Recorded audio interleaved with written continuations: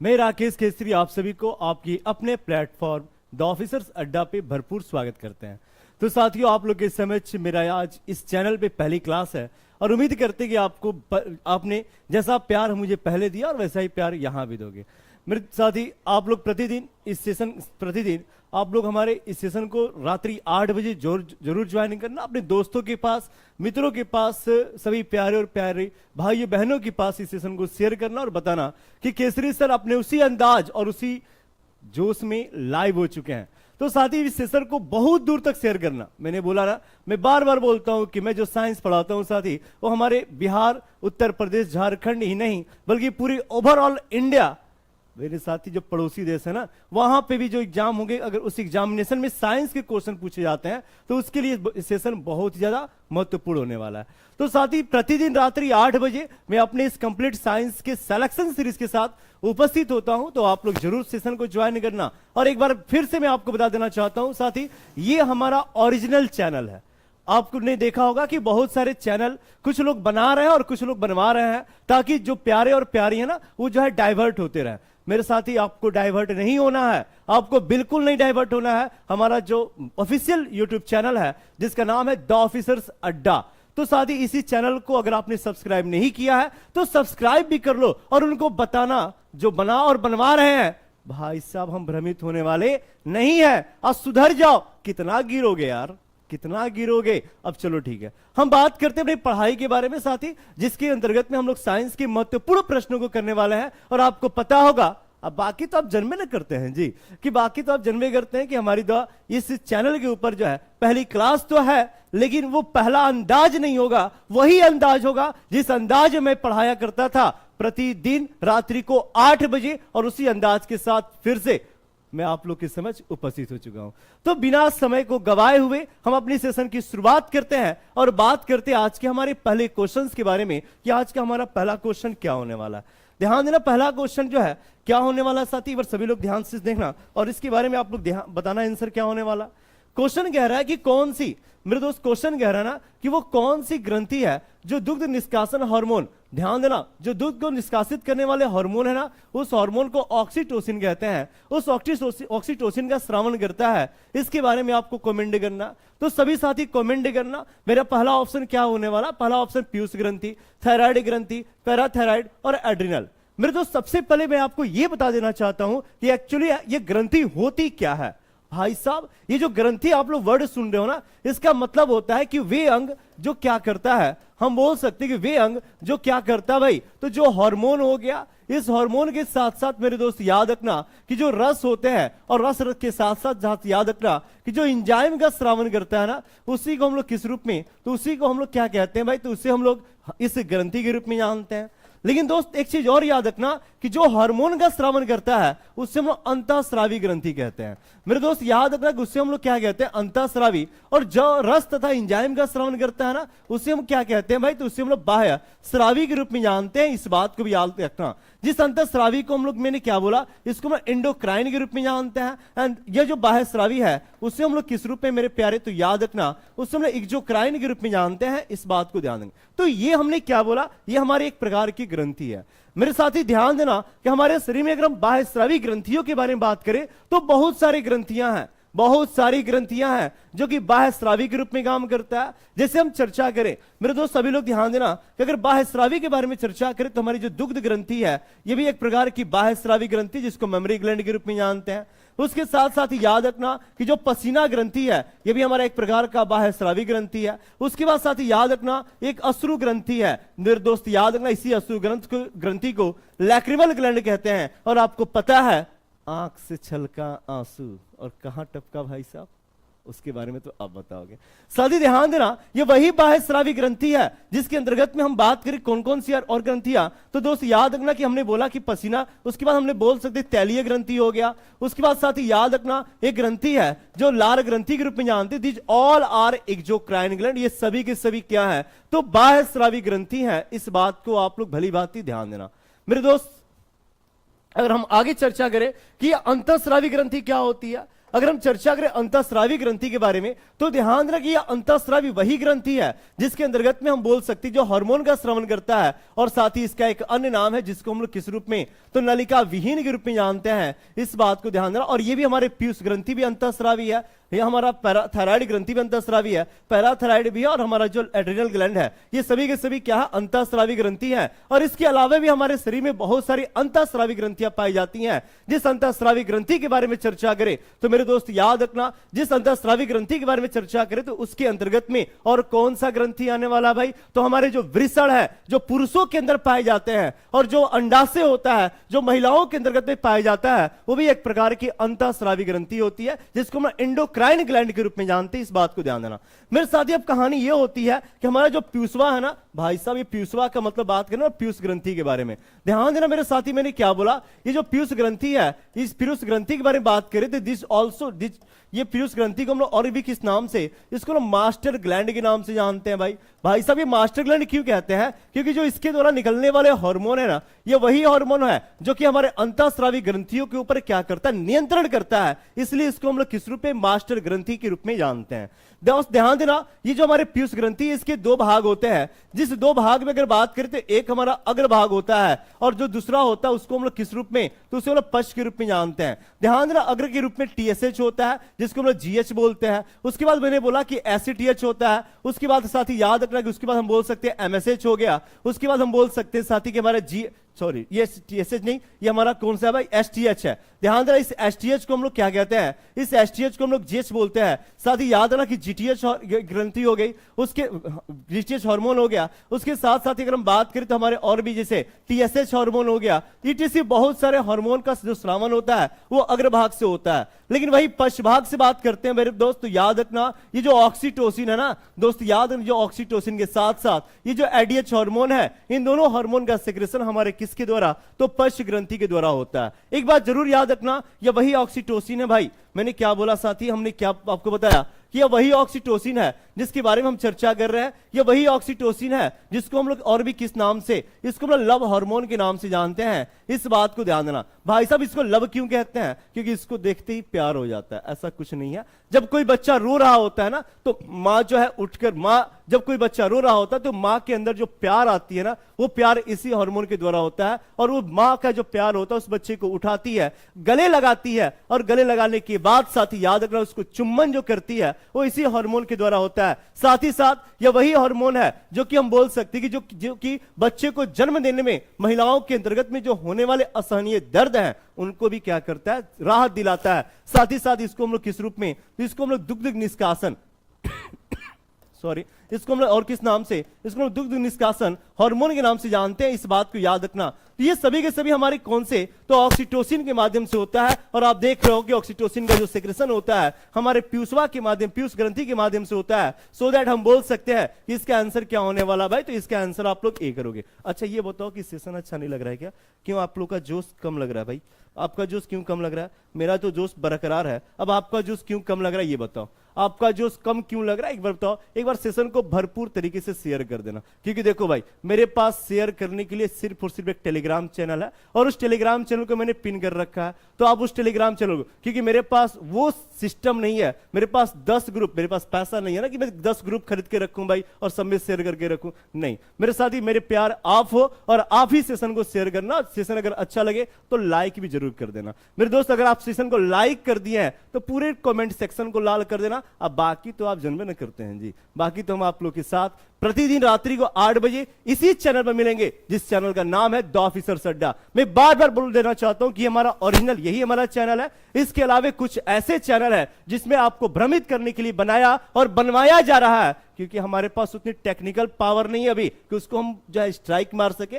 तो हम चलो ठीक है भाई, तुम जो करना कर लो, मेरे काम है पढ़ाना। मैं सिर्फ और सिर्फ यही जानता हूं कि मैं सिर्फ आपको पढ़ाऊंगा, इसके अलावा कुछ नहीं। तो दोस्त ध्यान देना, मैंने इस बातों को बताया। अब आगे हम चर्चा कर लेते हैं, इस हम बात कर लेते हैं भाई इस थायराइड ग्रंथि के बारे में। साथ ही याद रखना, थायराइड ग्रंथि के बारे में चर्चा करें तो यह वही थायराइड ग्रंथि है जो कि हमारे गला में होता है। दोस्त याद रखना कि गले में एक ग्रंथि स्थित होती है जिसको हम लोग थायराइड ग्रंथि के रूप में जानते हैं। और इस थायराइड ग्रंथि के माध्यम से कौन सा हार्मोन भाई साहब? तो याद रखना, एक हार्मोन है जिसको हम लोग किस रूप में, जिसको हम लोग थायरोक्सिन हार्मोन के रूप में जानते हैं। मेरे दोस्त मैंने क्या बोला, इसे हम लोग थायरोक्सिन हार्मोन कहते हैं, और ये वही थायरोक्सिन हार्मोन है जो हम शरीर में क्या करता है, तो रक्तचाप का नियंत्रण करता है। दोस्त याद रखना कि जो रक्तचाप का नियंत्रण होता है वो किस ग्रंथि के माध्यम से होता है, तो हमारे इस थायराइड ग्रंथि के द्वारा निकलने वाले थायरोक्सिन हार्मोन, और इसी ग्रंथि के माध्यम से निकलने वाला एक हार्मोन है जिसका नाम है कैल्सिटोनिन। दोस्त यह वही कैल्सिटोनिन है जो करता क्या है, तो जो हमारे शरीर में अगर हम बात करें कि रुधिर में कैल्शियम की मात्रा बढ़ जाती है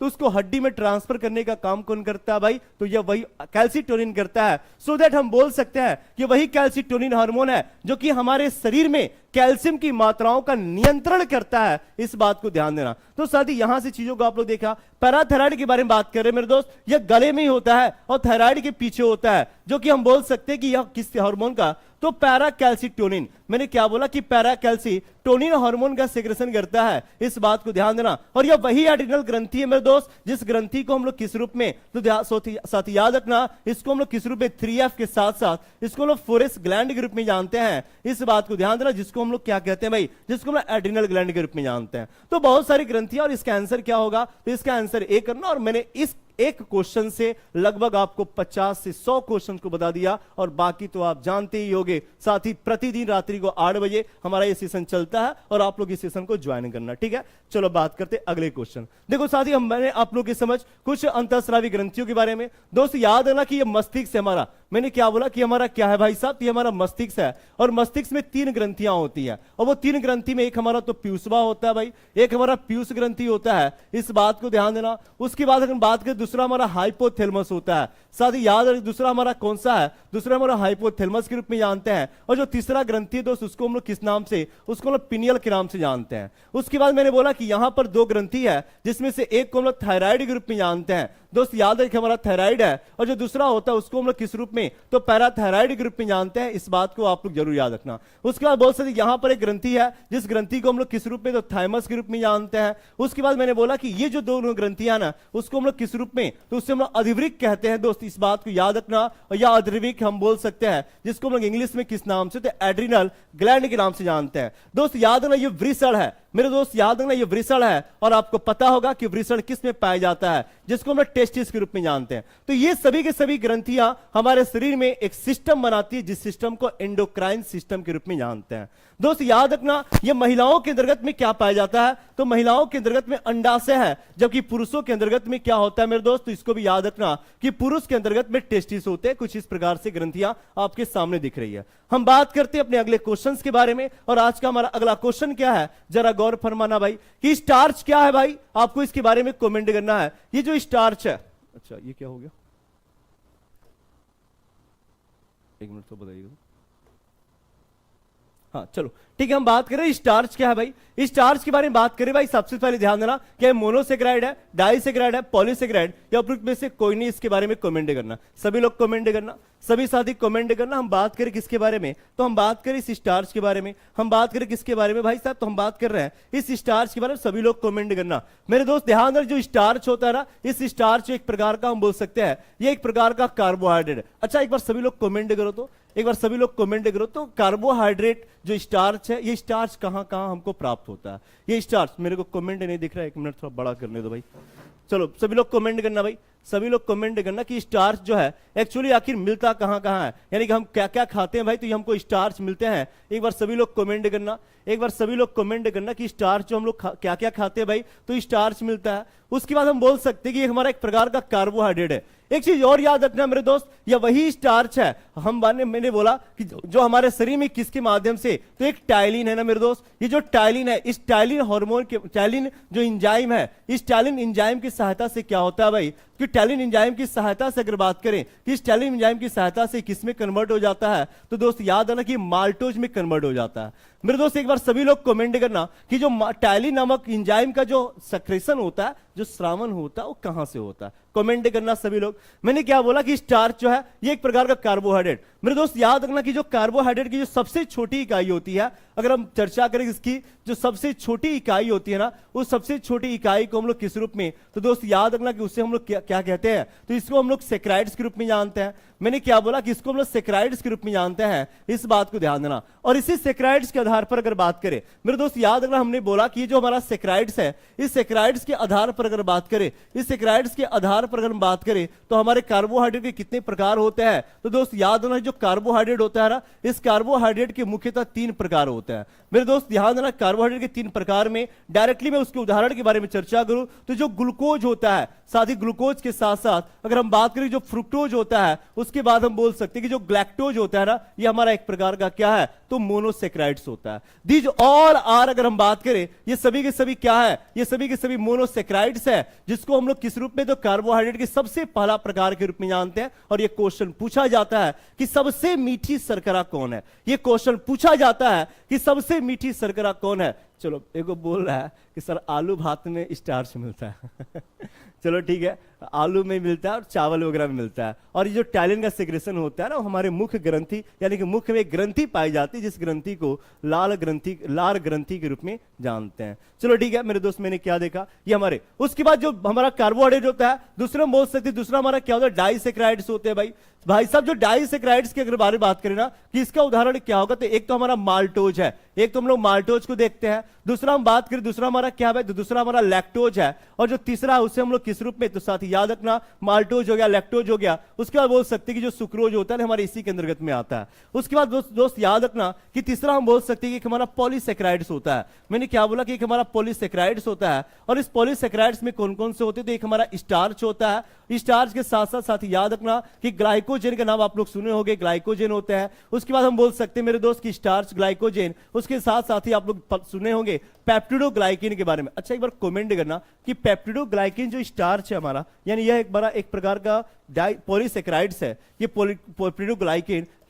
लेकिन इसका जो कोशिका भित्ति होता है ना, वो किस में बना होता है, ये किस में इसकी कोशिका भित्ति पाई जाती है, एक बार सभी लोग कमेंट करना। उसके बाद हम बोल सकते हैं, साथ ही इसके अलावा अगर हम चर्चा करें तो जो सेल्यूलोज होता है, जो सेल्यूलोज होता है और ईटीसी हमारे एक प्रकार के क्या है, तो पॉलीसेक्राइड्स होते हैं, इस बात को ध्यान देना। तो साथ ही ये सभी के सभी हमारे एक प्रकार के एग्जांपल्स हैं। और आप लोगों ने क्या देखा, स्टार्च, और क्वेश्चन पूछ रहा है कि स्टार्च क्या है, तो साथ ही स्टार्च एक प्रकार का पॉलीसेक्राइड्स है, यानी इसका आंसर क्या करना है, इसका आंसर सी करना। अच्छा मैंने क्वेश्चन पूछा था ना कि सबसे मीठी शर्करा कौन है, सबसे मीठी शर्करा कौन है, मैंने एक क्वेश्चन पूछा था, सभी लोग कमेंट करना, सभी कमेंट करना। अब बाकी तो आप जन्म न करते हैं जी, हम मिलते रहेंगे आपको इसी चैनल पे, द ऑफिसर्स अड्डा पे, ठीक है। तो साथ ही इसका आंसर क्या होने वाला है, इसका आंसर आप लोग सी करोगे। चलो अगला क्वेश्चन देखते हैं। अगला है कि tocopherol is mainly stored in, मेरे दोस्त हम चर्चा कर रहे हैं इस टोकोफेरोल के बारे में, लेकिन इससे पहले आपको मैं बता देना चाहता हूं कि यह एक प्रकार का विटामिन है। अब आप बताओ कि इस विटामिन का नाम क्या है, ठीक है। चलो वेरी गुड, बहुत अच्छा। सबसे मीठी शर्करा हमारा फ्रुक्टोज है। क्लास को सभी भाई बहन, क्या बोला भाई, कमेंट तो बहुत तेजी से भाग रहा है। खैर ठीक है, बहुत बहुत प्यार, बहुत बहुत धन्यवाद आपका कि आपने इतना हमको प्यार दिया। लेकिन हाँ, ये प्यार आपको और देना है साथी, क्योंकि आप तो जन्म न करते हैं जी कि जब जब जुल्मी जुल्म करेगा सत्ता की गलियारों पे चप्पा चप्पा गूंज उठना चाहिए। किसके नाम से भाई, द ऑफिसर्स अड्डा के हुंकारों से, द ऑफिसर्स अड्डा के नामों से, नारों से। सभी लोग एक बार जो है कमेंट बॉक्स में कमेंट कर देना, आई लव द ऑफिसर्स अड्डा। मेरे दोस्त मेरे साथ ही ध्यान देना कि प्रतिदिन इसी चैनल पे हमारी लाइव क्लासेस चलेंगी और आप लोग जरूर ज्वाइन करना। टोकोफेरोल के बारे में बात करें, हमारा एक प्रकार का विटामिन है, लेकिन आपको ये जानना है ना, ये जो विटामिन है किस विटामिन का रासायनिक नाम है भाई। तो दोस्त याद रखना, जो विटामिन है उस विटामिन को लोग विटामिन ई के रूप में जानते हैं। मेरे दोस्त मेरे विटामिन ई के रूप में जानते हैं, इस चीज को ध्यान देना, ठीक है। विटामिन ई हमारा, इस बात को ध्यान देना। मेरे दोस्त अगर चर्चा करें कि हमारे शरीर में विटामिन के बारे में बात करें, यह वही विटामिन है दोस्त, याद रखना विटामिन एक प्रकार का क्या है, विटामिन एक प्रकार का कार्बनिक कंपाउंड होता है। सबसे पहले ये हमारे क्वेश्चन पूछे गए थे, ये क्वेश्चन पूछा गया था हमारे एग्जामिनेशन में कि विटामिन क्या होता है, तो एक प्रकार का कार्बनिक कंपाउंड होता है, इस बात को ध्यान देना। मेरे दोस्त अगर हम चर्चा करें इस विटामिन के बारे में, तो विटामिन को दो आधार पे बांटा गया है। एक तो हमारा जल में विलय होता है, एक मैंने क्या बोला कि एक हमारा जल में विलय होता है, इस चीज को आप लोग याद रखना। और जो दूसरा होता है उसको हम लोग किस रूप में, तो वसा में। दोस्त याद रखना, उसको हम लोग वसा में विलय के रूप में जानते हैं। विटामिन हमारे दो प्रकार के हो गए। दोस्त याद रखना कि जो जल में विलय होते हैं ना, वो जल में विलय वाले विटामिन कौन कौन से, देख हमारा बी है, दूसरा हमारा सी है। लेकिन वसा में विलय के बारे में बात करें, दूसरा वसा में ए हो गया, डी हो गया और ई के साथ साथ ये के होता है। इस बात को ध्यान देना। साथ ही एक बात मैं आपको बता देना चाहता हूं कि हमारे शरीर में जो विटामिन ए डी ई के है, इसका जो संग्रह होता है, इसका जो स्टोरेज होता है, वो कहां होता है, तो इस यकृत में होता है। इस बात को याद रखना। कहां होता है मेरे प्यारे, प्यारी भी ध्यान देना। प्यारे सिर्फ ध्यान नहीं देंगे, प्यारी भी ध्यान देंगी। ये जो विटामिन का संग्रह हमारे होता है ना, हमारे यकृत में होता है। और क्वेश्चन में यही पूछ रहा है कि विटामिन ई का संग्रह कहां, तो इस यकृत के अंतर्गत में होता है। इस बात को आप लोग ध्यान देना, ठीक है।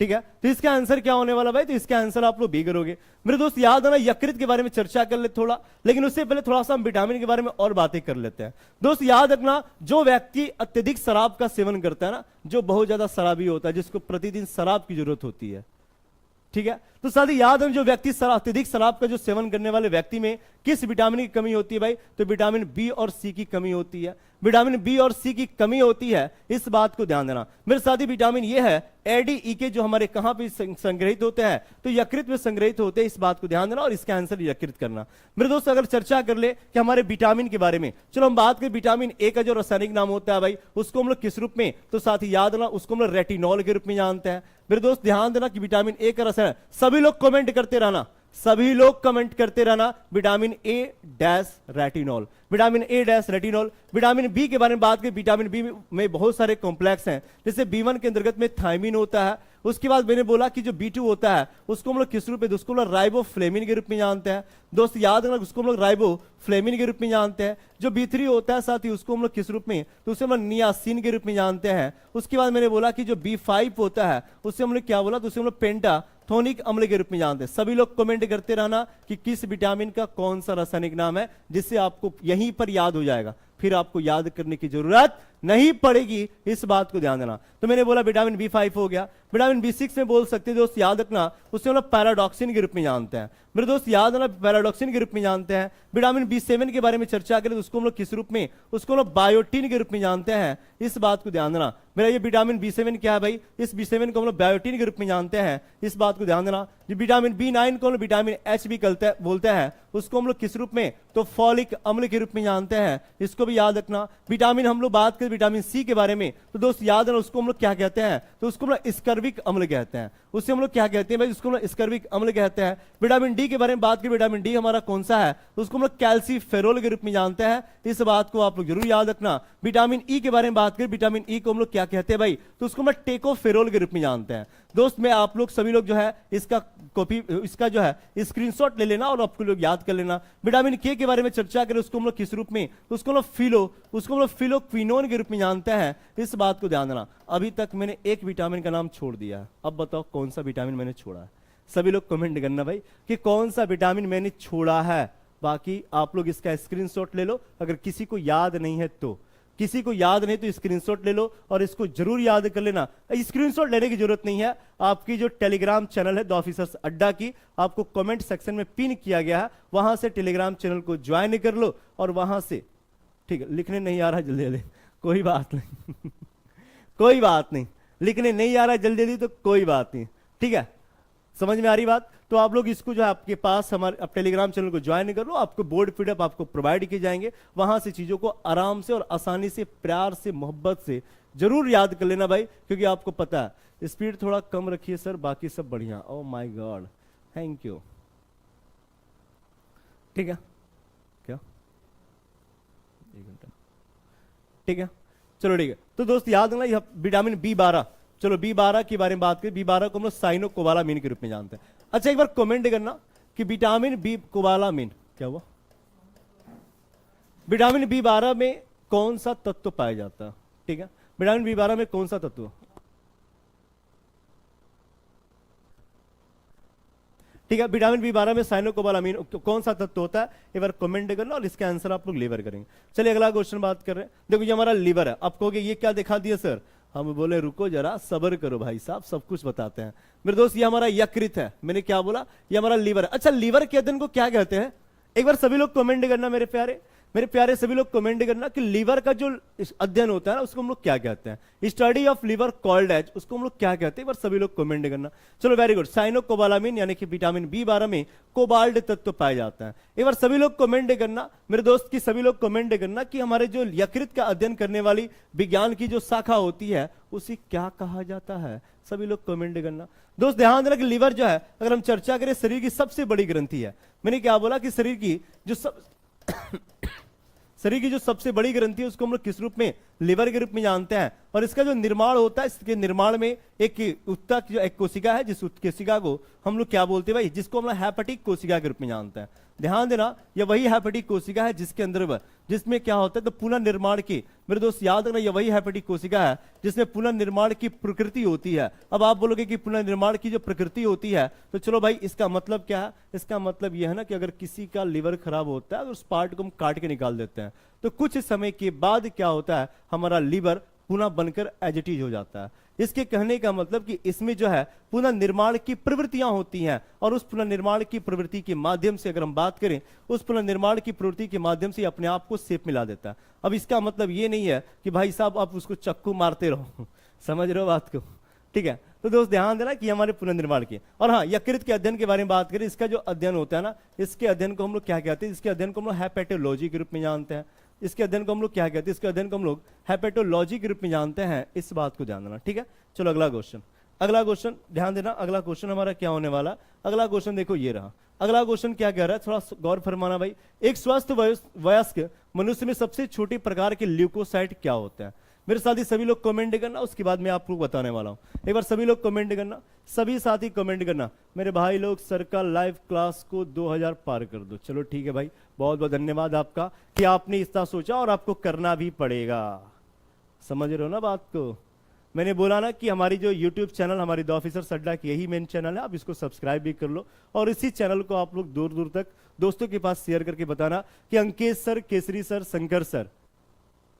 उसके साथ साथ मेरे दोस्त याद रखना कि हमारे प्रशांत रोशन सर, अनिशेक सर और मनीष सर, और इसके साथ एक और अभिषेक सर और मैथ रीजनिंग के बादशाह बहुत जल्द आपके इसी चैनल पे आने वाले हैं।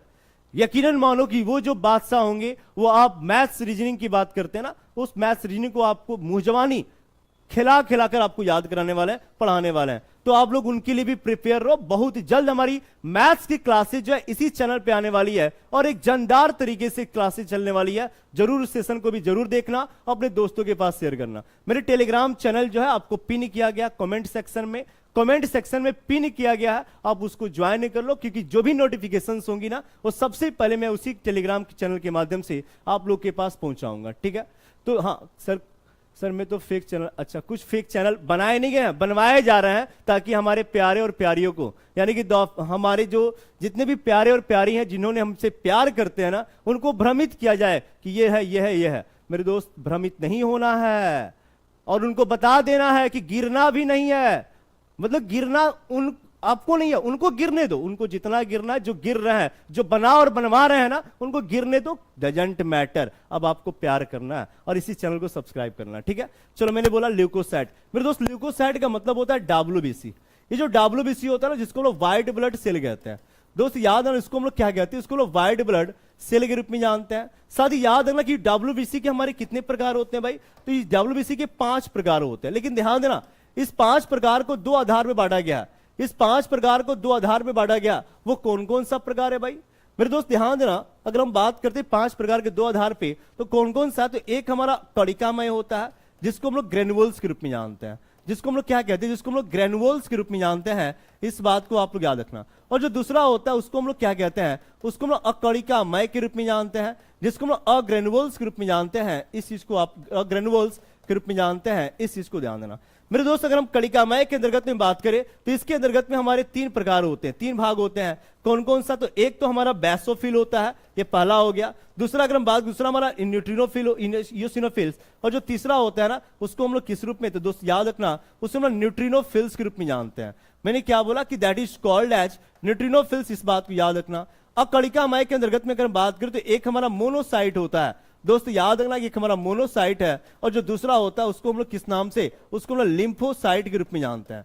मैंने क्या बोला कि जो दूसरा होता है उसे हम लोग क्या कहते हैं भाई, उसे हम लोग लिम्फोसाइट के रूप में जानते हैं, इस बात को ध्यान देना। तो सादी कुछ इस प्रकार से हमारे कुल सभी जो है डब्ल्यूबीसी के प्रकार हैं। अब आपको यह जानना है मेरे दोस्त, मेरे क्या बोला, आपको यह जानना है कि इसमें से सबसे बड़का कौन है, सॉरी सबसे छोटा कौन है। तो दोस्त याद है, सबसे छोटे वाले को हम लोग लिम्फोसाइट के रूप में जानते हैं। यानी जो सबसे स्मॉलेस्ट जो है उसको हम लोग क्या कहते हैं, लिम्फोसाइट। और दोस्त याद रखना, ये जो लिम्फोसाइट होता है ना, ये भी हमारे कितने प्रकार के, तो लिम्फोसाइट भी हमारा 2 प्रकार का होता है, जिसमें से एक को हम लोग टी लिम्फोसाइट और दूसरे को बी लिम्फोसाइट के रूप में जानते हैं। यानी एक तो हमारा टी लिम्फोसाइट है और दूसरा हमारा क्या है, तो बी लिम्फोसाइट है, इस बात को ध्यान देना। एक बार और शेयर कर दो, बिल्कुल साथी शेयर कर दो, कर दो शेयर, कर दो प्यार, देखते हैं साथी। ध्यान देना, एक बार सभी लोग कमेंट भी करते रहना भाई। अच्छा आप बोलोगे ना कि आप बहुत कमेंट करवाते हैं सर, ऐसा कहा है, तो हम बोलेंगे रुको जरा सब्र करो। कमेंट करने से आपके कॉन्फिडेंस लेवल बढ़ते हैं, कमेंट करने से आपके कॉन्फिडेंस लेवल बढ़ते हैं और आपकी चीजें जो है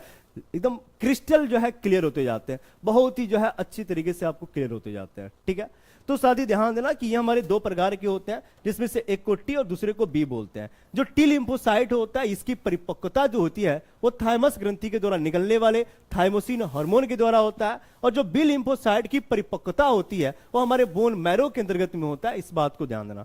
उसके बाद हम चर्चा करें कि सबसे बड़का कौन है। दोस्त याद रखना कि जो सबसे बड़ा है ना, इस सबसे बड़ा के बारे में बात करें कि जो सबसे बड़ा जो डब्ल्यूबीसी है उसको हम लोग किस रूप में, मोनोसाइट के रूप में जानते हैं। साथ ही याद है जो सबसे कम बेसोफिल और सबसे अधिक इयोसिनोफिल्स होता है, इस बात को भी ध्यान देना। और इसका आंसर क्या करना है, इसका आंसर ये करना। अच्छा एक बार कमेंट करना आप लोग, फिर से एक बार कमेंट करना, फिर से कमेंट करना मेरे दोस्त कि ये जो हमारा डब्ल्यूबीसी होता है, ये जो डब्ल्यूबीसी होता है ना, उसका मुख्य कार्य क्या होता है, तो रोगों से लड़ने की क्षमता को बनाता है। लेकिन आप तो जन्मे लग करते हैं जी, रुको जरा सब्र करो, मैं और कुछ बता रहा हूं मेरे दोस्त। ध्यान देना, ये हमारा वही डब्ल्यूबीसी है जिसका निर्माण कहां होता है, तो हमारे दीर्घ अस्थि मज्जा में होता है भाई साहब, दीर्घ अस्थि मज्जा। और ये वही डब्ल्यूबीसी है जिसके अंतर्गत में केंद्रक, अब आप बताओ कि पाया जाता है कि नहीं पाया जाता है, पाया जाता है कि नहीं पाया जाता है। एक बार सभी लोग कमेंट करना कि भाई साहब ये जो न्यूक्लियस, ऐसे कमेंट करना भाई, लिखना न्यूक्लियस डैश पाया जाता है, या फिर लिखना कि जो न्यूक्लियस है, साथ ही याद है, या फिर लिखना कि न्यूक्लियस क्रॉस नहीं पाया जाता है। एक बार सभी लोग कमेंट करना। तो मेरे दोस्त ध्यान देना कि न्यूक्लियस जो होता है ना, वो सभी कोशिकाओं में पाई जाती है, लेकिन कुछ अपवाद वाली भी कोशिका हमारे बॉडी में होता है। अब कौन सा होता है इसके बारे में आप बताओ मेरे दोस्त। ध्यान देना, ये जो डब्ल्यूबीसी है इसके बारे में मैंने चर्चा की, और अगले क्वेश्चन के बारे में बात कर लेते हैं। अगला क्वेश्चन देखो कि सामान्य श्वसन की प्रक्रिया के दौरान अंदर ली गई व बाहर निकाली गई वायु का आयतन क्या कहलाता है। यानी कि हमको वॉल्यूम के बारे में चर्चा करें, वो वॉल्यूम क्या है। ठीक है, चलो वेरी गुड, बहुत अच्छा। ये न्यूक्लियस पाया जाता है मेरे दोस्त। ये जो डब्ल्यूबीसी है ना, इस डब्ल्यूबीसी में अगर बात करें तो इस डब्ल्यूबीसी के अंतर्गत में न्यूक्लियस जो है वो पाया जाता है, इस बात को ध्यान देना कि इसके अंतर्गत में न्यूक्लियस पाया जाता है। ठीक है, चलो अगला क्वेश्चन। मैंने बोला कि सामान्य श्वसन की प्रक्रिया के दौरान अंदर ली गई तथा बाहर निकाली गई वायु का जो आयतन होता है, क्या उसे हम लोग टोटल लंग्स कैपेसिटी बोलते हैं, टाइडल वॉल्यूम के बारे में बात करते हैं, इंस्पायरेटरी रिजर्व वॉल्यूम के बारे में बात कर रहे हैं, विटल कैपेसिटी के बारे में चर्चा करते हैं। इसके बारे में कमेंट करना। चलो वेरी गुड। हाँ, बोर्ड पीडीएफ मिलेगा क्या सर? पूरा का पूरा बोर्ड पीडीएफ मिलेगा। आप हमारे टेलीग्राम को ज्वाइन कर लो, या फिर जो ऑफिशियल नंबर दिए गए हैं, एक ऑफिशियल नंबर है आपका 92 411 58 267। मेरे दोस्त इस पर आपका कॉल इतना ज्यादा आया ना कि मैं कॉल पिक नहीं कर पाया, उसके लिए सो सॉरी। अगर आपको कॉल पिक हुआ तो बल्ले बल्ले, और नहीं हुआ तो मेरे दोस्त इस पर एक बार क्या करना, व्हाट्सएप मैसेज करना। अब व्हाट्सएप में क्या लिखना भाई, व्हाट्सएप में लिखना हाय, व्हाट्सएप में क्या लिखना हाय, या फिर लिख देना हेलो, हाय हेलो लिख देना। कुछ भी लिखोगे ना तो आपको कुछ लिंक मिलेंगे, और उस लिंक में क्या क्या मिलने वाला भाई, तो उस लिंक में पहले हमारा यूट्यूब का लिंक मिलेगा, उसके साथ साथ ही याद रखना कि और भी हमारे क्या मिलने वाले हैं, तो जिसे हमारा टेलीग्राम का चैनल लिंक मिलेगा भाई, टेलीग्राम का चैनल लिंक मिलेगा, ये सब मिलेंगे, आप उसको ज्वाइन कर लेना। ठीक है, इस नंबर को नोट कर लेना 92,411। मेरे दोस्त ध्यान देना, अगला क्वेश्चन मैंने बोला कि ये जो हमारा अंदर ली गई वायु तथा बाहर निकाली गई वायु का जो आयतन होता है ना, उसको हम लोग क्या कहते हैं, उसको हम लोग टाइडल वॉल्यूम, और यानी उसको हम लोग श्वसन आयतन के रूप में जानते हैं। मेरे दोस्त ध्यान देना कि अगर हम बात करें वायु का जो संगठन होता है, मेरे दोस्त याद आना, वायु के संगठन के बारे में चर्चा करें कि जो वायु का जो संगठन होता है, उस वायु के संगठन किसमें, तो मेरे दोस्त हम चर्चा करें इस वायु के संगठन को किसमें, तो निःश्वसन और निःश्वसन के माध्यम में। मेरे दोस्त याद आना कि मैंने क्या बोला कि जो निःश्वसन होता है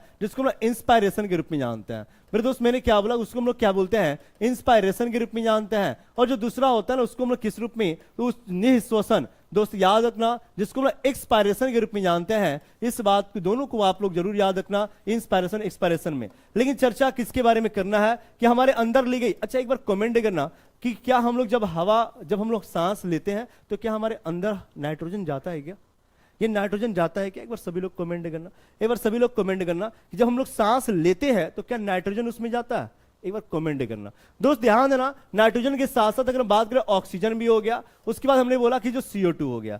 लेकिन ध्यान देना कि जब सांस लेते हैं ना तो नाइट्रोजन की 78% मात्रा हमारे अंदर जाती है। कुछ लोग बोलेंगे नहीं जाती है, बोलना कि जाती है। क्या बोलोगे भाई? जाती है। कितना जाता है? तो जितना हमारे वायुमंडल में पाया जाता है उतना ही हमारे अंदर जाता है, यानी कि 78%।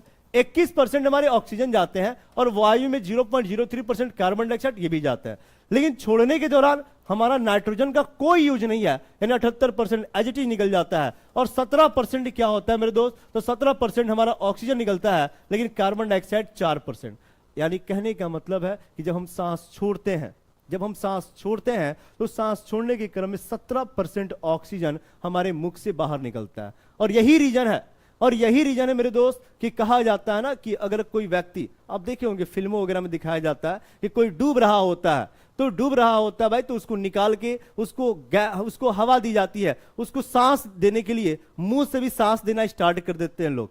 तो लोग जो है मुंह से सांस देते हैं, यानी कि उसमें ऑक्सीजन होता है और मात्र 17%। लेकिन वो फिल्मों की बात है, आप रियल में नहीं।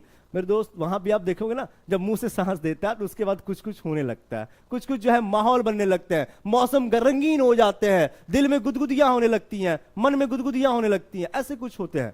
आपके साथ भी ऐसे होते होंगे, होता है कि नहीं? दोस्त ध्यान देना कि कुछ इस प्रकार से मैंने बोला कि 17% हमारे ऑक्सीजन क्या होते हैं, शरीर से बाहर निकलते हैं। इन दोनों का जो आयतन होता है, उसको आयतन को हम लोग टाइडल वॉल्यूम, यानी उससे हम लोग श्वसन आयतन के रूप में जानते हैं। इस बात को ध्यान देना, ठीक है?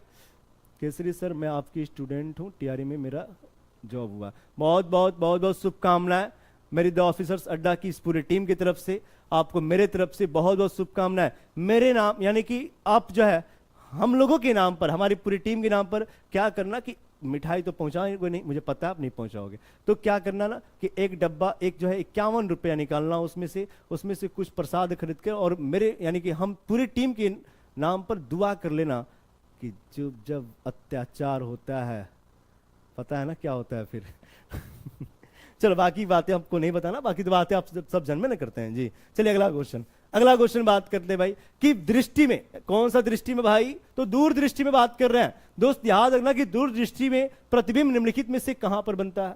मेरे दोस्त सबसे पहले आपको पता होना चाहिए कि जो दूरदृष्टि दोष होता क्या है। मेरे दोस्त याद रखना, जो दूरदृष्टि दोष होता है ना, इसमें दूर की वस्तु दिखती है। दूर की वस्तु क्या होती है, तो दूर की वस्तु दिखती है मेरे दोस्त, इस चीज को याद रखना। परंतु अगर बात करें कि परंतु नजदीक की जो वस्तु होती है ना, परंतु जो नजदीक की वस्तु के बारे में चर्चा करें तो जो नजदीक की वस्तु होती है वो नहीं दिखती है। परंतु नजदीक की वस्तु क्या होती है, तो नहीं दिखती है। इस चीज को आप लोग ध्यान देना।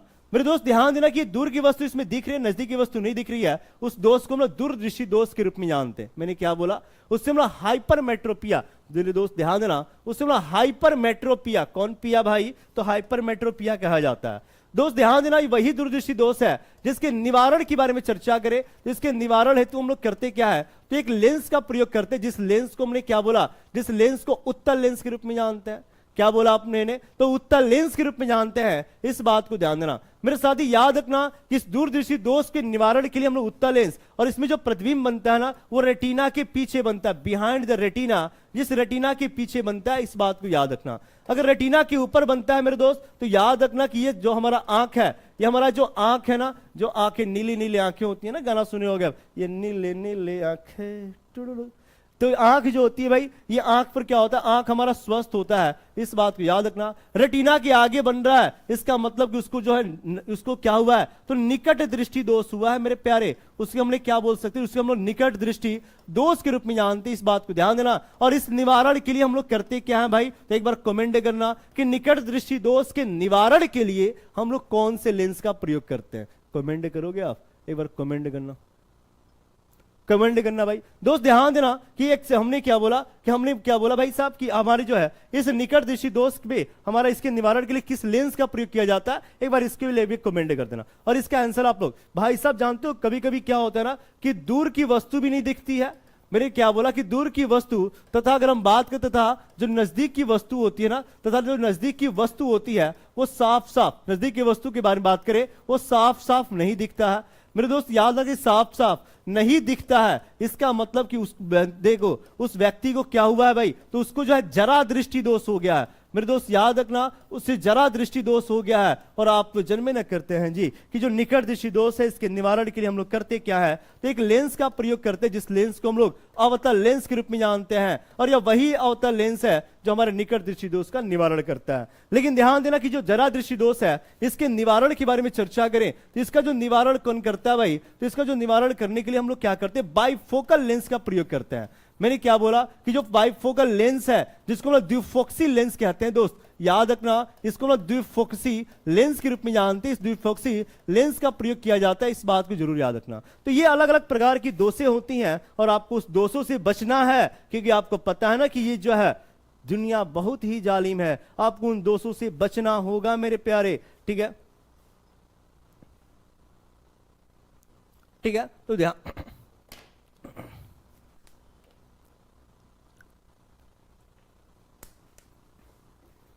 चलो अगला क्वेश्चन बात कर रहे हैं। अगला क्वेश्चन देखो ये रहा, अगला क्वेश्चन देखो, ये हमारा रेटिना है भाई साहब। मैंने क्या बोला, ये हमारा रेटिना है। और ध्यान रखिए जो वही रेटिना है जिसके ऊपर क्या होता है, जिस रेटिना के ऊपर क्या होता है मेरे दोस्त की जो प्रतिबिंब होती है ना, इस प्रतिबिंब का क्या होता है, तो प्रतिबिंब का निर्माण होता है, इस बात को याद रखना। यह वही रेटिना है मेरे दोस्त जिसमें प्रतिबिंब का निर्माण होता है। लेकिन एक चीज और याद रखना, ये जो प्रतिबिंब है, अगर इसकी प्रकृति के बारे में चर्चा करें, इसकी जो प्रकृति होती है ना वो कैसा होता है भाई, इसकी जो प्रकृति होती है सबसे पहले तो उल्टा होता है, उल्टा होता है। लेकिन याद रखना कि उल्टा के साथ साथ ये वास्तविक होता है मेरे दोस्त, इस बात को जरूर याद रखना। अब हमारा ब्रेन क्या है ना, इसको सीधा करके दिखता है, हमारा जो ब्रेन है वो सीधा करके दिखता है, इस चीज को आप लोग ध्यान देना, बाकी तो आप जन्म में नहीं करते हैं जी। ठीक है, तो साथ ही याद रखना कि हमारा रेटिना के पार्ट। अगले क्वेश्चन, मनुष्य की श्रोता की सीमा क्या होती है मेरे दोस्त। ये क्वेश्चन आपके टीआरई एग्जाम में पूछे गए थे, टीआरई नहीं, हाँ टीआरई एग्जाम में क्वेश्चन पूछा गया था कि मनुष्य के श्रोता का जो प्रास होता है ना वो कितना होता है। एक बार सभी लोग कमेंट करना, एक बार सभी लोग कमेंट करना भाई। सर आप कैसे हो, मैं तो ठीक हूँ, आप बताओ ना आप कैसे हो। सर मेरा अररिया से हूँ, मुझे पटना जिला अलॉट हुआ। वाह, बहुत बहुत बहुत बहुत शुभकामनाएं मेरे प्यारे। आना जरूर जो है, कॉलिंग नंबर पे कॉल करना और बोलना कि मेरा सिलेक्शन हुआ, मुझे जो है केसरी सर से, अंकेश सर से, शंकर सर से, शंकर सर से, साथ ही साथ मनीष सर, प्रशांत रोशन सर और निषेक सर से मिलना है। इस नंबर पे जरूर कॉल करना। और जिन साथियों का रिजल्ट हुआ है, मैं इस मंच से आपको बस ये रिक्वेस्ट करता हूं कि साथी अगर आपका रिजल्ट हुआ है तो आप अपना वीडियो जरूर बना के मुझे बताना कि Kesari sir, Ankesh sir, Shankar sir, Anishek sir, Prashant sir, Manish sir के द्वारा पढ़कर आपके रिजल्ट हुए हैं। क्योंकि मुझे पता है कि आपका रिजल्ट जो हुआ है उसमें हम जो है हम पूरी टीम का एक अहम भूमिका भी होगी, लेकिन उस चीजों को आप बनाकर भेजे भी होंगे, मुझे भी बात पता है। लेकिन क्या ही बताएं, ये दुनिया बहुत जालिम है दोस्त, लोगों को छिपा लिया जाता है। मनुष्य के सर्वता का जो सीमा होता है मेरे दोस्त, जो सर्वता के बारे में बात करते हैं, सर्वता प्रास के बारे में एक बार ध्यान देना। अगर हम बात करें कि हमारा आवृत्ति प्रास के बारे में बात करते हैं, कि जो सर्वता प्रास, आवृत्ति प्रास के बारे में बात करें, ये जो प्रास होते हैं ना वो तीन प्रकार से होते हैं। ये तीन होता है जिसमें से एक को हम लोग क्या कहते हैं, तो एक को श्रव्य कहते हैं। और अवश्रव्य क्या मतलब कि 20 हर्ट्ज से क्या होता है, तो 20 हर्ट्ज से कम होता है, पहला हो गया। जो दूसरा होता है उसको हम लोग किस रूप में, उसको हम लोग श्रव्य ऑडिबल के रूप में जानते हैं। वो 20 हर्ट्ज से लेकर कितना होता है मेरे दोस्त, तो 20,000 हर्ट्ज तक होता है। जो तीसरा होता है उसको हम लोग किस रूप में, उसको हम लोग प्राश्रव्य के रूप में जानते हैं। और दोस्त याद रखना कि 20,000 हर्ट्ज जो होता है ना इससे ऊपर होता है, इस बात को याद रखना, जिसको हम लोग किस रूप में, तो प्राश्रव्य के रूप में जानते हैं। और अब बाकी यहां पे कहानियां ये होने जा रही है कि मनुष्य का मेरे दोस्त, मेरे मनुष्य भाई साहब श्रव्य, ये जो 20 हर्ट्ज होता है ना, ये किसका अवस्रव्य है, जिसको जो है कुत्ता बिल्ली कहा जाता है ना, कुकुर बिलार बहुत भोगते रहेंगे मार्केट में, वैसे कुत्ता बिल्ली से बच के रहना है मेरे दोस्त। आपको जो है झांसे में नहीं पड़ना है, इस बात को ध्यान देना कि कुत्ता हो गया, बिल्ली हो गया, बंदर हो गया, साथ ही ध्यान देना ईटीसी, ये सभी जो है मेरे दोस्त याद है ना, ये सभी के सभी ये कौन से तरंग को उत्पन्न करते हैं, तो उस तरंग को हम लोग किस रूप में, उससे हम लोग श्रव्य तरंग के रूप में अवश्रव्य तरंग, यानी कि जिसकी आवृत्ति 20 हर्ट्ज से कम होता है।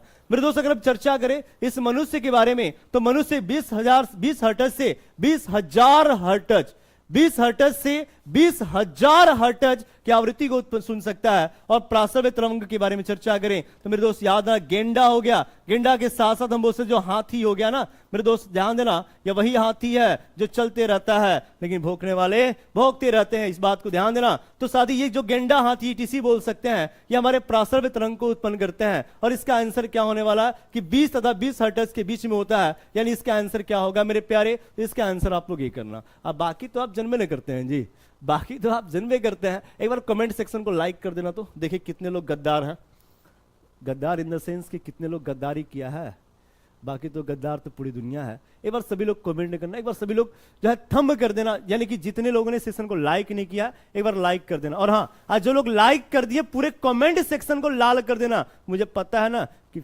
मुझे लाल बहुत पसंद है, यू नो वेरी वेल, बाकी तो आप जन्म नहीं करते हैं जी। ठीक है, तो सारी इसका आंसर क्या होगा, इसका आंसर आप लोग ये करोगे।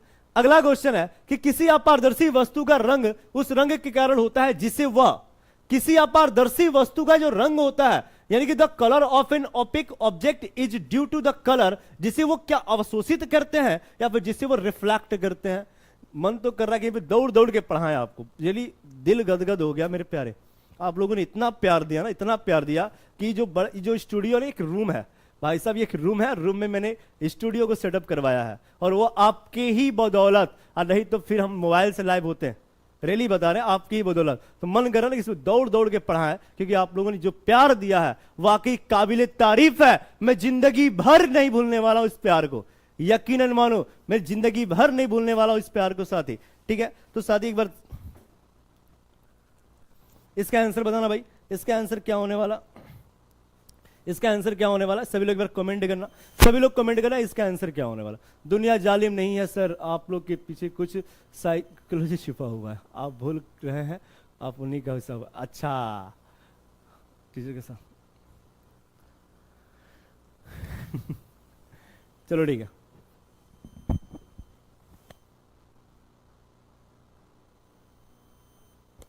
बिल्कुल नहीं, ठीक है।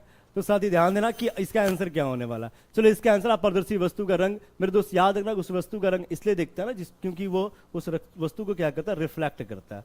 मेरे दोस्त याद रखना, उस वस्तु को क्या करता है, रिफ्लेक्ट करता है। यानी इसका आंसर क्या होगा, इसका आंसर सी होगा। इसका आंसर क्या होगा मेरे दोस्त, इसका आंसर सी होगा। इस बात को ध्यान देना, वो अपारदर्शी वस्तु का रंग जो है वो इसलिए दिखता है क्योंकि वो चीजों को रिफ्लेक्ट करता है।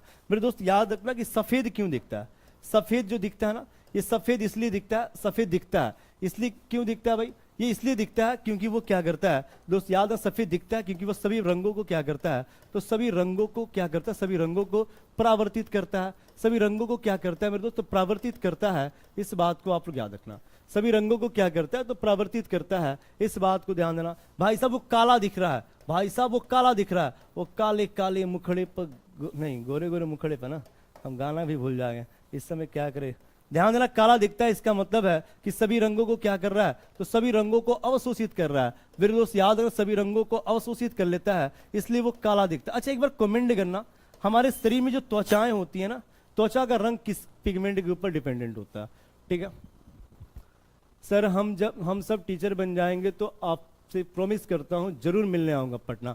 बहुत बहुत शुक्रिया आपका और मोस्ट वेलकम है, दिल खोलकर वेलकम है मेरे प्यारे, आप जरूर आना, मिठाई का डब्बा मैं अपनी तरफ से खिलाऊंगा तुमको, यकीनन मानो जितने लोग भी। और हाँ, इस बात को साबित कर देना कि अब की बार बेड़ा पार, अब की बार नहीं चुकना है, इस बात को साबित कर देना मेरे प्यारे। और ध्यान देना, बहुत मिलेंगे तुमको लेकिन उन सब में हमारे जैसा नहीं मिलेंगे, इस बात की गारंटी मैं आपको दे रहा हूं, सच्ची बता रहा हूं दिल से। इसका आंसर आप लोग क्या करना, सी करना।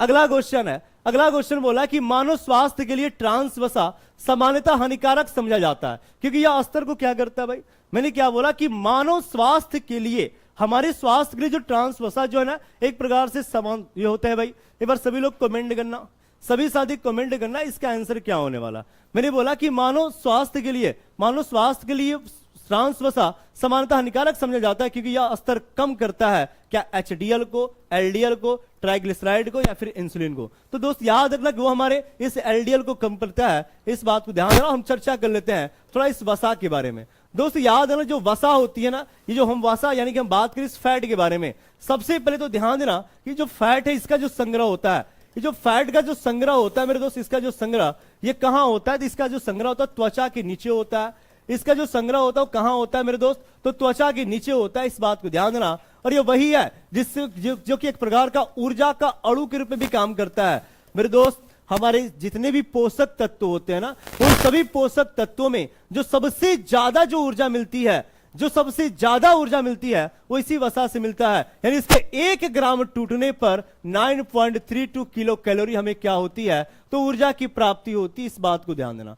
तो साथ ही इस बात को याद रखना, यह वही वसा है जिसके बारे में अगर हम चर्चा करें कि जो हमारे त्वचा को क्या करता है भाई, तो त्वचा को मुलायम करता है। त्वचा को क्या करता है भाई, मुलायम करता है। अच्छा, एक मुलायम पे गाना भी निकला था, खैर भोजपुरी मुलायम पे गाना भी निकला था, मैंने सुना था कहीं, ठीक है। तो त्वचा को मुलायम करता है, उसके साथ साथ साथ ही याद रखना ये त्वचा को क्या करता है, तो आंतरिक जो अंग होते हैं मेरे दोस्त, याद रखना ये जो आंतरिक अंग होता है ना, उस आंतरिक अंगों का क्या करता है, आंतरिक अंगों का सुरक्षा करता है, बाहरी आघातों से सुरक्षा करता है मेरे प्यारे। और प्यारी भी ध्यान देना, प्यारे और तो ध्यान दे ही रहे हैं, और प्यारी भी। और देखो अंकेश सर पूरा एकदम टाइट फिटिंग में आ गए हैं, अंकेश सर पूरा एकदम जो है पता नहीं कौन सा क्रीम लगा रहे हैं, हमको बता ही नहीं रहे हैं। बताइए सर, हम भी थोड़ा गोरे हो जाए सब भाई साहब, मैं वही केसरी सर हूँ, ठीक है, समझ रहे हो ना बात को।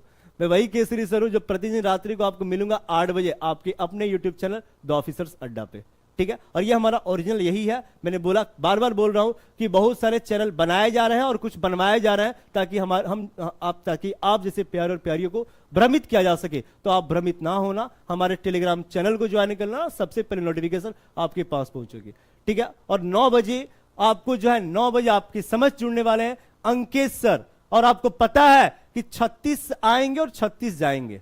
आप ज्योग्राफी में मार्क्स कौन दिलाएगा, अंकेश सर दिलाएंगे। और बाकी लोग कितने बार आए और कितने बार गए, ये भी बात है, कितने बार आए और कितने बार गए। तो वैसे स्वाभिमान को बिल्कुल बचा के रखना है, और उसी स्वाभिमान के लिए हम लोग यहां पे खड़े हैं। वैसे स्वाभिमान को नहीं गिराना है कि आवो जा, ना ना ना भाई साहब, एक जगह से निकल गए ना तो फिर आना नहीं है, ठीक है। इसका आंसर क्या होना भाई, इसका आंसर आप लोग एलडीएल करना। और इसी के साथ हमारा आज का सेशन यहीं पे लास्ट होता है, फिर मिलेंगे हम नेक्स्ट क्लास में, और आप लोग जरूर ज्वाइन करना। तो आज का सेशन हमारा यहीं पे लास्ट होगा, और फिर मिलेंगे अपने अगले क्लास में। तो अभी आप लोग के साथ जुड़ने वाले हैं आपके, हाँ, फूल तो बहुत देखे हैं पर गुलाब जैसा नहीं, टीचर तो बहुत देखे लेकिन केसरी सर जैसा नहीं। वाह वाह, लल्लन टॉप बातें हैं आपकी, जैसे लल्लन टॉप कमेंट है, लल्लन टॉप बातें हैं। तो फिर मेरे साथी, अगर आपने इस चैनल को सब्सक्राइब नहीं किया तो चैनल को सब्सक्राइब भी कर लेना। जाते जाते कमेंट सेक्शन में जरूर कमेंट सेक्शन में अपनी पूरे जो है दिल को भेजना भाई साहब। फिर मिलेंगे हम अपने अगले एपिसोड में, अगले जोश और अगले अंदाज में। आप भी जरूर ज्वाइन करना,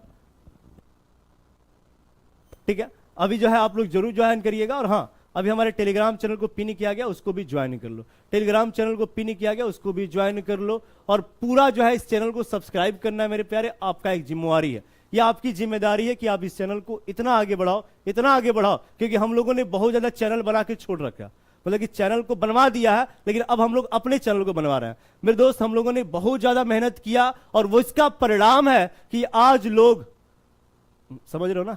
बाकी हम मिलते रहेंगे अपने अगले क्लास में, आप जरूर ज्वाइन करना। कल के रात्रि 8 बजे जाते जाते अपने लाइक जरूर कर देना, चैनल को सब्सक्राइब नहीं किया सब्सक्राइब भी कर देना। तब तक के लिए जय Hind, good night and love you all. अभी अंकेश सर आ रहे हैं, और हाँ, सेशन कैसा लगा इसके बारे में कमेंट भी करना। मैं फिर से उसी अंदाज में आएंगे। कुछ लोगों का क्वेरी था कि सर चैप्टर वाइज लीजिए, तो मैं चैप्टर वाइज में लेकर आ रहा हूं। फिजिक्स केमिस्ट्री का एक हमारा अगला एक जो है एक अलग से सेशन होगा, तो उसको भी जरूर ज्वाइन करना। तब तक के लिए धन्यवाद, थैंक यू।